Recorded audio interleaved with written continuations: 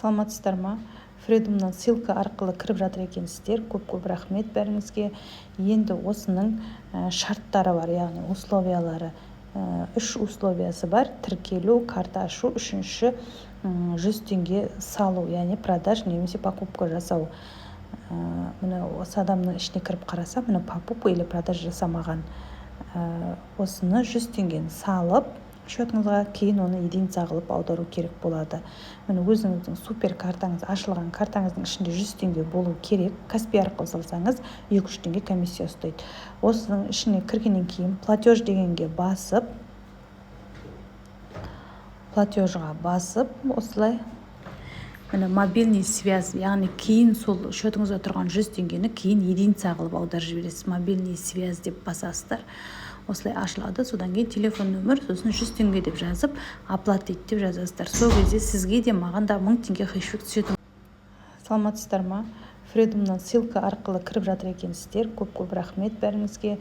Енді осының шарттары бар, яғни условиялары. 3 условиясы бар. Тіркелу, карта ашу, үшінші 100 теңге салу, яғни продаж немесе покупка жасау. Міне осы адамның ішіне кіріп қараса, міне покупка или продаж жасамаған. Осыны 100 теңгені салып, счетыңызға кейін оны единица қылып аудару керек болады. Міне өзіңіздің супер картаңыз ашылған, картаңыздың ішінде 100 теңге болу керек. Каспи арқылы салсаңыз 2-3 теңге комиссия ұстайды. Осының ішіне кіргеннен кейін платеж дегенге басып,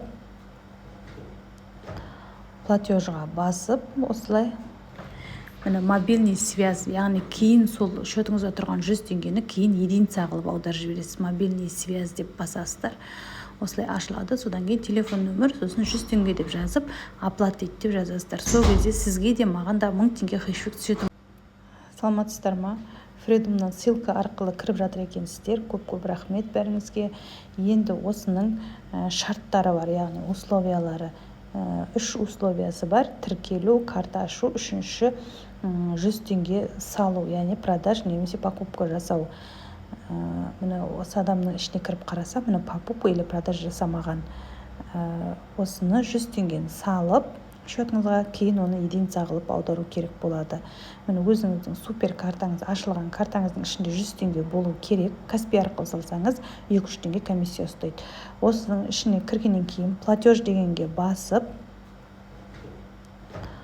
платежға басып, осылай міне мобильный связь, яғни кейін сол счетыңызда тұрған 100 теңгені кейін единица қылып аударып жібересіз. Мобильный связь деп басасыздар. Осылай ашылады. Содан кейін телефон нөмір, сосын 100 теңге деп жазып, оплатить деп жазасыздар. Сол кезде сізге де маған да 1000 теңге хэшбэк түседі.